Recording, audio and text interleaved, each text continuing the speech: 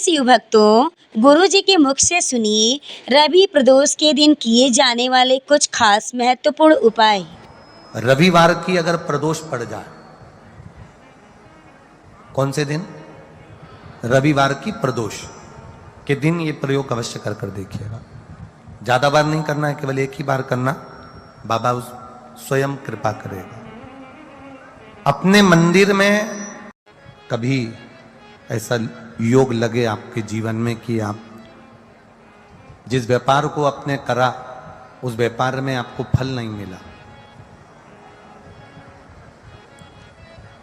फिर आपने व्यापार चेंज करा, फिर बदल कर देखा, फिर उस व्यापार को कर कर देखा, उसमें फल नहीं मिला, फिर आपने वापिस व्यापार को बदलने का विचार किया, तो हमारा निवेदन रहेगा उस व्यापार को बदलने से पहले एक काम जरूर कर कर देखो। 3 स्थान पर बेलपत्र को चढ़ा कर देखिएगा।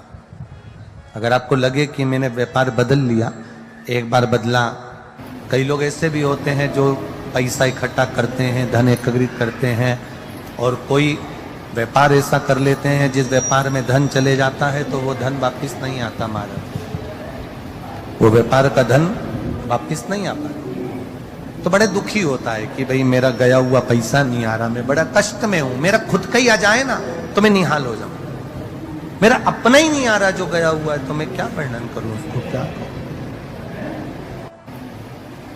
उनके लिए भी ये प्रयोग, ये शिव विद्येश्वर संहिता का ये भाव बड़ा सुंदर है महाराज। आप व्यापार पर व्यापार बदल कर देख लिए, धन भी हमारा कहीं डूब गया, आ नहीं रहा है, तो प्रयास करना 3 स्थान पर चढ़ाई गई बेलपत्र हमें सुख का अनुभव करा देगी। बहुत ध्यान लगाइए। पहला, अशोक सुंदरी की जगह। अब ये बेलपत्र जब भी आप चढ़ाएंगे तो रविवार की अगर प्रदोष पड़ जाए, कौन से दिन? रविवार की प्रदोष के दिन ये प्रयोग अवश्य कर कर देखिएगा। ज्यादा बार नहीं करना है, केवल एक ही बार करना, बाबा उस स्वयं कृपा करेगा। अपने मंदिर में, अर्थात अपने घर के पास कोई मंदिर हो, शिवालय हो, देवालय हो, जहां शंकर भगवान विराजमान हो, शिवलिंग हो, ऐसी जगह पर अवश्य करें। हमें कहीं दूर जाकर ये प्रयोग नहीं करना है, अपने शिवालय, अपने जो घर के आसपास में शिवालय हो वो। एक बेलपत्र अशोक सुंदरी वाली जगह। अब उसको अशोक सुंदरी की जगह पर भी चढ़ाने का तरीका क्या है? जब हम बेलपत्र चढ़ाएंगे तो उस बेलपत्र को चढ़ाते समय आपकी जो बेलपत्र की डंडी है, वो बेलपत्र, रविवार प्रदोष के दिन का ये उपाय है महाराज। ये बेलपत्र की जो डंडी है, इस डंडी का भाग शिवलिंग की ओर होना चाहिए। ये जो डंडी है, इसका भाग अशोक सुंदरी पर जब चढ़ाएंगे तो शिवलिंग की ओर इसका भाग होगा महाराज। दूसरी, बेलपत्र को जब हम समर्पित करेंगे, जया, विषहरा, शामरीवारी, दौतली, देव, मान लो जलाधारी ऊपर नहीं है शंकर जी के, तो उसका स्मरण कर कर 5 कन्याओं का नाम लेकर, जया, विषहरा, शामलीवारी, दौतली, देव, इनका स्मरण कर कर शंकर भगवान के शिवलिंग पर बेलपत्र रखेंगे। बेलपत्र कहां रखना है? आप अगर यहां बैठे हो तो आपके विपरीत में डंडी का मुख होना चाहिए। ये बेलपत्र की जो डंडी है, इसका मुख आपके विपरीत में हो। आप यहां बैठे हो तो डंडी उधर होगी, आप इधर बैठे हो तो डंडी का मुख इधर होगा, आप उधर बैठे हो तो डंडी का मुख इधर होगा। आपके ठीक विपरीत की ओर डंडी का मुख हो।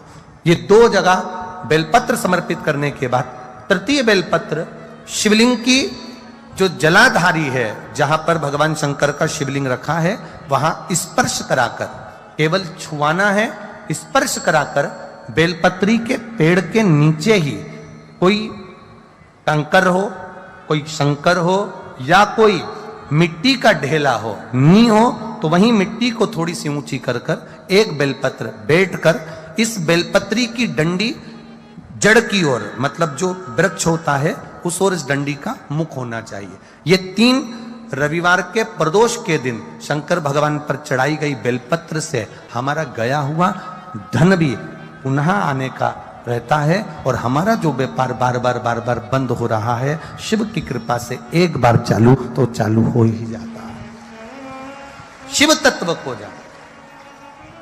और निवेदन है सब भाव से करना, हृदय चित्त आनंद जो विषय। प्रदोष के दिन प्रदोष काल में लगाया गया दीप, प्रज्वलित करा गया दीप 5 स्थान पर फल देता है।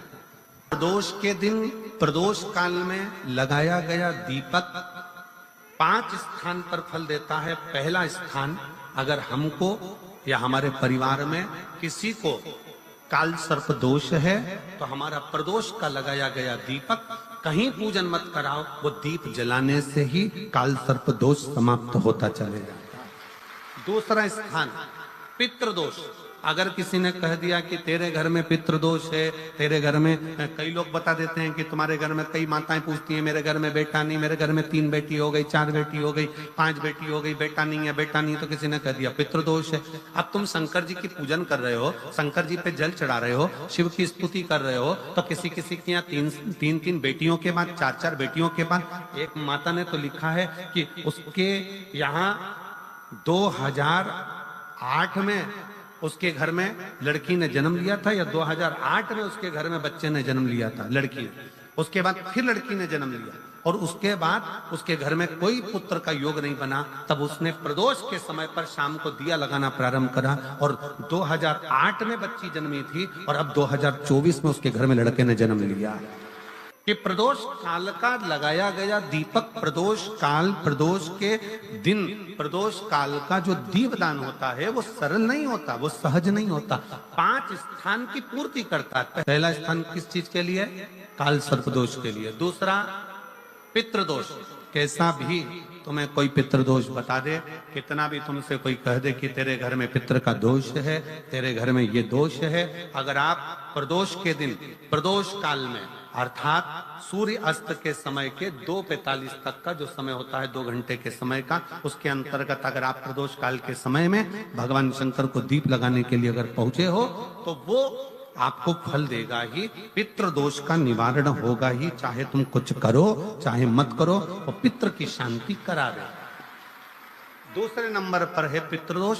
तीसरे नंबर पर है वास्तु दोष। हमारे घर का, अब एक बहुत सावधानी से श्रवण करने वाला विषय है, वंश की वृद्धि नहीं है।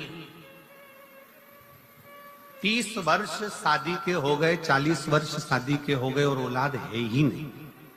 डॉक्टर ने भी हाथ नीचे कर दिया, टेस्ट पे भी करवाया, IVF करवाया, सब कुछ तुमने करवा लिया, तो भी औलाद नहीं है। तब आखिरी में एक काम चालू करो, प्रदोष का दिन दोनों पति पत्नी व्रत चालू कर दो प्रदोष का, और प्रदोष काल में शाम के समय जाकर एक ही दिए में 2 लंबी बाती जानते हो ना, रुई की लंबी कपास की बाती 2, और दोनों बाती एक ही दिए में रखकर पति पत्नी दोनों उसको प्रज्वलित करना प्रारंभ करें, बाबा संतान देकर ही रहेगा, औलाद आएगी ही। दीप की जो बाती में अंतर आ जाता है, एक गोल बाती में और लंबी बाती में अंतर आता है, बहुत अंतर आता है। पितरों के लिए गोल बाती का प्रयोग बहुत कम होता है हमारा, देवी जी के लिए, माता रानी के लिए, जगत जननी के लिए गोल बाती का प्रयोग बहुत कम होता है हमारा, ध्यान रखिएगा। एक पितृ के लिए, एक जगत जननी जगदम्बा दुर्गा भवानी के लिए गोल बाती का प्रयोग कम होता है, लंबी बाती का प्रयोग ज्यादा होता है। क्यों? क्योंकि हमारे घर के कुल देवी और हमारे घर के पितर हमारे वंश की वृद्धि करें, इसलिए लंबी बाती रखी जाती है, जिससे हमारा वंश बहुत लंबा चले, बहुत उन्नति की ओर बढ़े, इसलिए लंबी बाती का प्रयोग किया। शिव महापुराण की कथा कहती है 5 जगह पर हमारा जलाया गया एक दीप जो प्रदोष के दिन प्रदोष काल में लगाया जाता है, 5 जगह पर भारी पड़ता है। पहले नंबर पर जम के बोलते जाओ, काल सर्पदोष। दूसरे नंबर पर पितृदोष। तीसरे नंबर पर घर का वास्तु दोष। हमारे घर में कितना भी वास्तु दोष है, कोई ने कह दिया यहाँ बाथरूम नहीं बनना थी, यहाँ पर शौचालय नहीं बनना था, यहाँ सीढ़ी नहीं बनना थी, वो सीढ़ी वहां बनना थी, ये सीढ़ी वहां बनना थी। तुम पूरा घर तोड़वा के देख लो, उसके बाद में जैसा वास्तु वाले हैं वैसा करा कर देख लो, उसके बाद भी तुमको शांति नहीं मिले तो समझ लेना कि तुम्हारे घर में अब वास्तु दोष तो तुमने दिखाकर समाप्त कर लिया, फिर भी वो समाप्त नहीं हो रहा, तो प्रदोष काल का लगाया गया प्रदोष के समय का दिया आखिरी में वास्तु दोष को भी समाप्त कर देता है और उसमें भी फल प्रदान करता है। काल सर्प दोष, पितृदोष, वास्तु दोष, चौथे नंबर पर 1 रुपया कमाया, 1.25 रुपये खर्च हुआ, पैसा आया गया। ये चौथे नंबर का व्यापार में थोड़े दिन दुकान अच्छी चली, थोड़े दिन बैठ गए, थोड़े दिन काम चला, थोड़े दिन बैठ गए, गाड़ी चली थोड़े दिन फिर बैठ गए, अर्थात हमारी फैक्ट्री थोड़े दिन चली फिर बैठ गए, कहीं ना कहीं तकलीफ, थोड़े दिन खाते थोड़े दिन रोते वाला चल रहा है। तो प्रदोष काल का, प्रदोष के समय का दिया इस दुख को समाप्त कर कर रेगुलर एक जैसी सांझी, एक जैसी लक्ष्मी की वृद्धि करते चले गए। प्रदोष काल का। और 5वें नंबर का प्रदोष काल का दिया, प्रदोष समय का दिया 5वें नंबर पर रोग का निवारण का, रोग निवारण।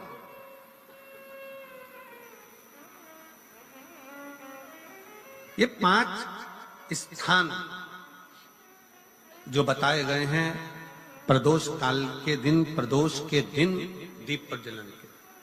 प्रदोष व्रत का इतना महत्व है महाराज। ये प्रदोष व्रत होता क्या है? प्रदोष व्रत का महत्व क्या है? शिव महापुराण की कथा कहती है शंकर भगवान का प्रदोष का व्रत, अर्थात चंद्रदेव को जो क्षय रोग हो गया, बीमार पड़ गए, शरीर गलकर नीचे गिरने लगा, तब देव ऋषि नारद ने भगवान चंद्र को शंकर भगवान के पूजन का विधान बताया। और पूजन करते करते त्रयोदशी तिथि आ गई, जिस त्रयोदशी के दिन चंद्रदेव ने सुबह से शाम तक कुछ नहीं खाया। शाम के समय सूर्य अस्त के पहले चंद्रदेव ने स्नान किया, श्वेत वस्त्र धारण करे, और श्वेत वस्त्र धारण कर कर चंद्रदेव शंकर के शिवलिंग की पूजन करने बैठ गए। शंकर भगवान के शिवलिंग की पूजन जब चंद्रदेव ने करी, हाथ में अक्षत लेकर चंद्रदेव ने शंकर को समर्पित करे, ओम उमापति नमः कहकर जब चंद्रदेव ने शिव को समर्पित करे, भगवान शंकर त्रयोदशी के दिन प्रदोष समय में, प्रदोष काल में प्रकट हो गए और प्रकट होकर बोले, हे चंद्र, तुमने आज मेरा अनुरोधन किया है, आज मेरा स्मरण किया है, जाओ आज त्रयोदशी के दिन प्रदोष काल में मैं तुम्हारे शरीर को स्वस्थ करता हूं। तब से ये प्रदोष व्रत प्रारंभ हुआ है महाराज। किसने करा है प्रदोष व्रत? भगवान विष्णु ने करा था। जब घोड़े का मुंह लगा, हयग्रीव अवतार, लक्ष्मी जी हंस दी थी तो घोड़े का मुंह भगवान विष्णु का लगा, तब भगवान विष्णु ने प्रदोष व्रत करा था। भगवान विष्णु प्रदोष व्रत 11, 26 अवश्य करना चाहिए, या तो 11 करो या 26 करो, करना चाहिए। प्रदोष कोई साधारण सा व्रत नहीं है, प्रदोष कोई निम्नता व्रत नहीं है, सहजता का।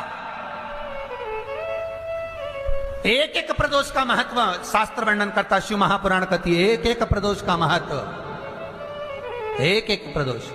सोमवार की अगर प्रदोष पड़ती है, बहुत ध्यान से सुनना महाराज, सोमवार की प्रदोष पड़ती है तो शंकर भगवान कैलाश पर निवास करते हैं। मंगलवार की प्रदोष पड़ती है तो शिव काशी में निवास करते हैं। बुधवार की प्रदोष पड़ती है तो शिव रजत भवन में निवास करते हैं। गुरुवार की प्रदोष पड़ती है तो शिव गंगा के स्थल पर निवास करते हैं।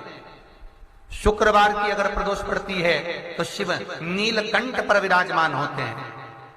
शनिवार की अगर प्रदोष पड़ती है तो शिव शमी के वृक्ष के नीचे रहते हैं। और रविवार की जब प्रदोष पड़ती है तो शिव बेलपत्र के पेड़ के नीचे निवास करते हैं। महाराज, ये एकादशी शंकर से कह रही है कि आपका स्थान ये नहीं कि आप कैलाश पर मिले, उस बार को, उस तिथि के दिन, उस अनुकूल।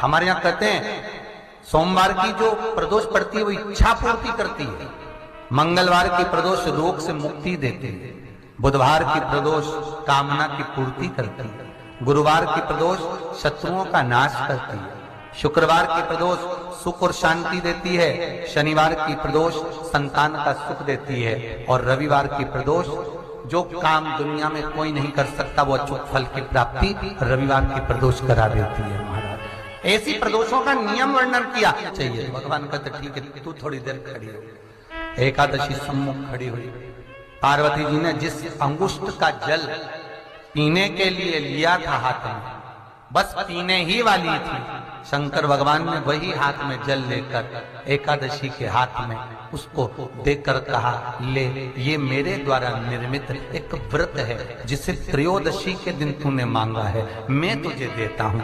आज इस व्रत का फल मैं तुझे प्रदान करता हूं। अब तू जिस जीवात्मा को लेकर जाएगी उसका पाप प्रबल नहीं होगा। किसी स्त्री पुरुष बालक बुजुर्ग जो भी होगा जिसने प्रदोष का व्रत करा होगा वो जीवात्मा को तू किसी फल की कामना से नहीं स्वतः ही लेकर चली जाए, उसमें कोई कामना नहीं है। बन सके जीवन में 11 प्रदोष या 26 प्रदोष करने के बाद आप उसका उद्यापन कर कर विराम भी दे सकते, पर जीवन में एक बार प्रदोष का व्रत मौका मिले, जिस कामना से जिस दिन का भाव आपके मन में आए कि मुझे रोग से मुक्ति पाना है तो ये प्रदोष मुझे करना है, मैं और रोग मुक्ति के लिए हम जो भी आपके मन में आ रहा है, संतान प्राप्ति के लिए शनिचरी प्रदोष आप उसका स्मरण करें। फिर लिखा शिव महापुराण में, बड़ा सुंदर लिखा वेद व्यास जी ने, मान लो आप प्रदोष का तो नहीं कर सकते, आप अगर व्रत नहीं कर सकते तो प्रदोष के दिन प्रदोष काल में शाम का समय सूर्यास्त का कुछ पल कुछ घड़ी के पहले से लेकर बाद तक का प्रदोष काल के अंतर्गत आप शंकर जी के मंदिर में जाकर 1 लोटा पानी 5 बेलपत्र भी अगर समर्पित करते हैं तो संपूर्ण प्रदोष का फल आपके भाग्य में प्रबल हो जाए। शिव महापुराण में इसका लड़की को मंगल है, गुरुजी लड़के को मंगल है, क्या करा जाए? कुछ मत करो। प्रदोष के व्रतों में वर्णन किया गया है कि रवि का प्रदोष, भौम का प्रदोष, मंगल का प्रदोष, बुध का प्रदोष, गुरु का प्रदोष, शुक्र का प्रदोष, शनि का प्रदोष। जो प्रदोष पढ़ते हैं पूरे महीनों में, पूरे वर्ष में मंगल का प्रदोष निकाल कर रख लो कि मंगल का प्रदोष इस दिन पड़ रहा है, मंगल की त्रयोदशी तिथि पड़ रही है, प्रदोष व्रत मंगलवार का पड़ रहा है। और जिन लड़का लड़की को मंगल होते हैं, जिन कन्या और वर को मंगल होते हैं, केवल शंकर भगवान के मंदिर में जाकर चौमुखी दिया, 4 बत्ती का दिया आटे का, उसमें घी डालकर लड़की शंकर भगवान के मंदिर में मात्र 7 बार शंकर पे से उतार कर 3 बार स्वतः उतार कर शिव के मंदिर में रख देती है, उसका मंगल आड़े आता ही नहीं है, मंगल नहीं आता सामने। मंगल प्रदोष व्रत का इतना महत्व है महाराज। एक बात बहुत अच्छे से समझ लीजिए, जिसके घर में क्लेश होता हो, अशांति रहती हो, क्लेश रहता हो, या छोटी छोटी बात पर विवाद चालू हो जाता हो, या पति पत्नी में, परिवार में, सास बहू आदि कादिक में कहीं ना कहीं कुछ अगर विवाद रहता हो, ऐसा बेलपत्री की डंडी रहती है ना, बहुत ध्यान दीजिएगा महाराज। श्राद्ध पक्ष की कथा चल रही है, शिव महापुराण आज विराम की ओर है, ध्यान दीजिएगा। जैसे ये बेलपत्री की जो डंडी होती है, डंडी का जो भाग होता है बेलपत्री की, ऐसा बेलपत्री की 7 भाग ले लो, मतलब बेलपत्री 7 ले लीजिए। 7 बेलपत्र लेकर कच्चा जो सूत होता है ना, कच्चा सूत जो जानते हो पेड़ पौधे में माता लपेटती हैं, धागा जो होता है ना सफेद कलर का कच्चा धागा, जो बड़ में, पीपल में और आंवला आदि में लपेटा जाता है, कच्चा सूत, उसको शंकर भगवान और माता पार्वती का स्मरण कर कर नंदी के, जो नंदी होता है, नंदी के राइट भाग में नंदी का एक पांव ऊंचा होता है। आपने देखा होगा आगे का पांव ऊंचा होता है, बैठते समय नंदी का एक पांव ऊंचा, एक पांव नीचे की हो जाता है। तो नंदी का जहां पांव ऊंचा है उस ऊंचे पांव के पास में बैठना है। कच्चे सूत पर उस बेलपत्री के जो 7 गुच्छ हैं, 7 जो बेलपत्री के भाग हैं, 7 बेलपत्री हैं, उसको अपना नाम गोत्र स्मरण कर कर उस कच्चे सूत को लपेटना है। महाराज लाल कलर का चंदन उस बेलपत्री के पत्ते में जो अग्रभाग होता है, सबसे आगे का भाग, 7 में लाल चंदन लगाना है। महाराज उस चंदन को लगाकर आप प्रदोष के दिन, प्रदोष काल में शंकर भगवान को समर्पित अगर करते हैं तो जिस घर का गोत्र बोला है उस घर में कभी क्लेश नहीं हो सकता, वो शांति का अनुभव कर, उसमें क्लेश नहीं हो सकता। एक धागा होता है पक्का धागा, एक धागा होता है कच्चा धागा। बहुत ध्यान दीजिएगा महाराज, पक्के धागे से नहीं लपेटना सफेद। कच्चा जो धागा पीपल में, बड़ में या आंवला आदि में जो हम लोग लपेटते हैं पूजन करते समय, वो कच्चा धागा।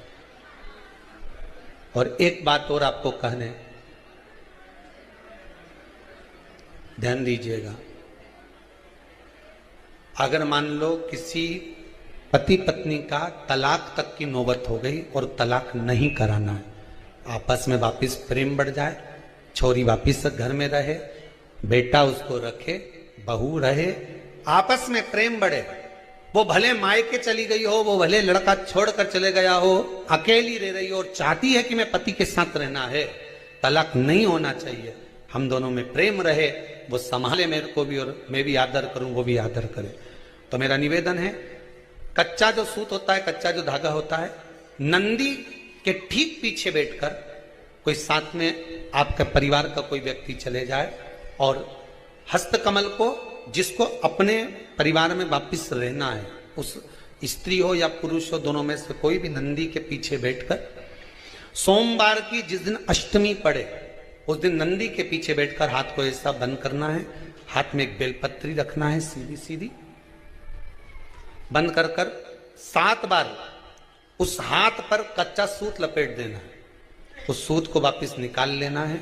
बेलपत्री के साथ, बेलपत्री के साथ में, और बेलपत्री को तो अपने पास में रखना।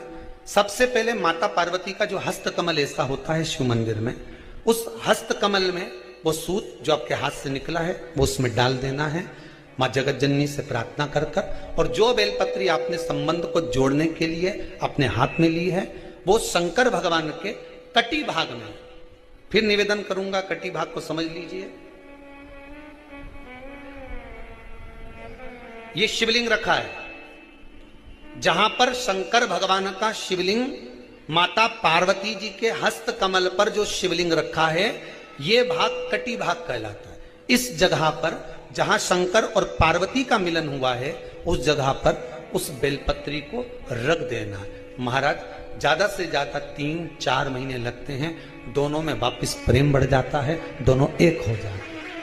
तलाक तक बात चल भी रही हो तो तलाक समाप्त हो जाता है, प्रेम, करुणा, आसक्ति, स्नेह बढ़ जाता है। संबंध टूटने की कतार पर एक बार माता पार्वती को समर्पित तो करो अपना संबंध कि मां अब तुझे नहीं भाना। माना मैंने अपशब्द कह दिया होगा, माना मेरी गलती होगी, थोड़ी गलती उनकी भी होगी, पर दोनों की गलती है मां, अब इस संबंध को तुझे निभाना। जब कच्चा सूत माता के हाथ में रखो तब माता को विनती करना, इस संबंध की डोरी अब तेरे को दे दी, दीन बंधु दीनानाथ मेरी डोरी तेरे। अब यह डोरी मैंने तुमको दे दी है, अब यह संबंध आपको निभाना है, अब यह संबंध मेरा। एक प्रयोग जरूर कर कर देखना, जिस दिन घर में क्लेश हो रहा हो, भाइयों में आपस में झगड़ा हो रहा हो, देवरानी जेठानी में झगड़ा हो रहा हो, सास बहू में झगड़ा हो रहा हो और शांति हो ही नहीं रही, बहुत प्रयास कर लिया तुमने कि शांति नहीं हो रही, तो प्रयास करो, प्रदोष के दिन एक बेलपत्र लीजिए,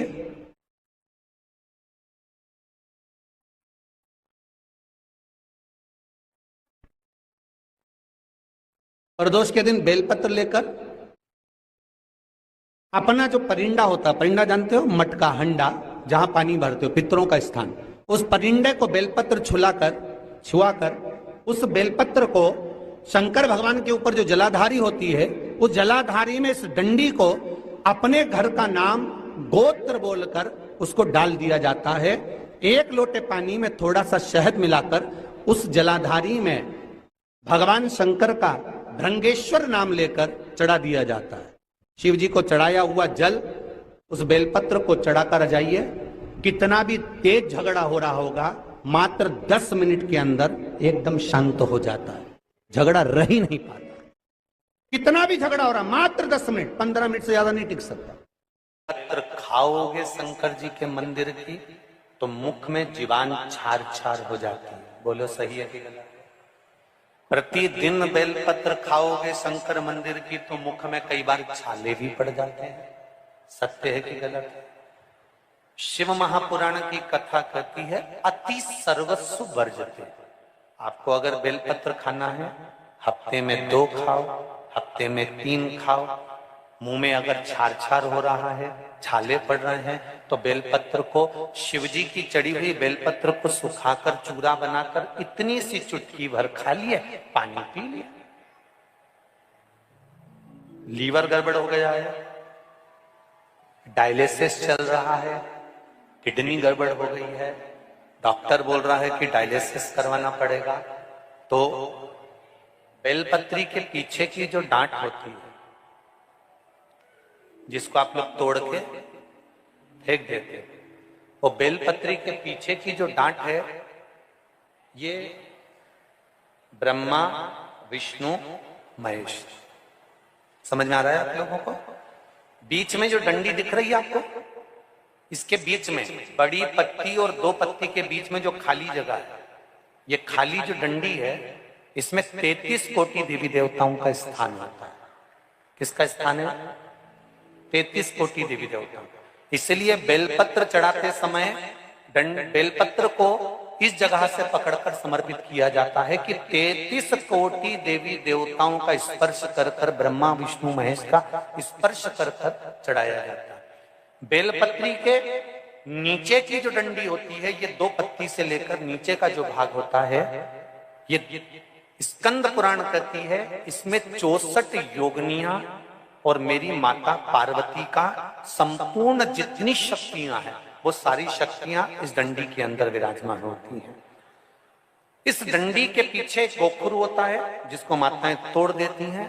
वो जो टूटा हुआ गोखरू रहता है, उसमें भगवान शंकर के प्रत्येक गण का भाव रहता है। इनका काम क्या रहता है?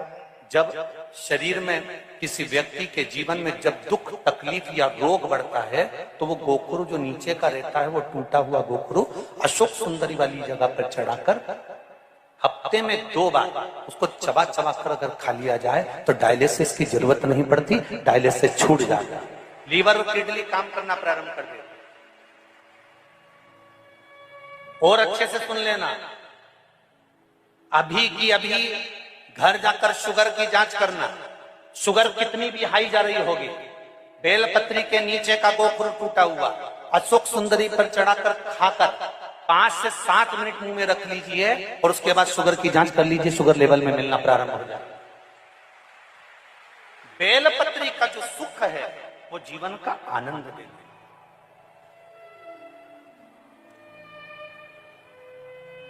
साधारण नहीं है बेलपत्र।